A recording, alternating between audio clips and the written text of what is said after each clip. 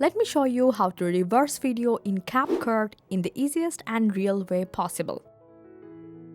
So first you have to open up CapCut and from the edit section, go to the new project, then choose the video you just wanna reverse. Now tap add and your video will appear on the timeline. So if you wanna reverse the full video, you can do it directly. But in this example, I just wanna keep the first part normal and reverse only the second part. Now select the second clip, swipe left in the bottom menu until you reach the last section where you will find the reverse option. So now go for it, and if your video is long, CapCut will take a little time to process, so just wait until the reverse is completed.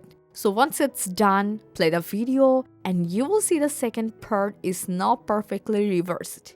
Now to make it look more eye-catching, you can select reverse clip again and adjust the speed to make the motion more dynamic.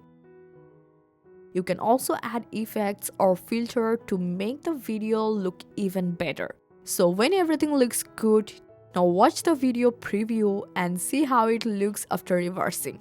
I hope this guide helped you a lot. Make a like and subscribe for more CapCut tips and tricks. Thanks for watching.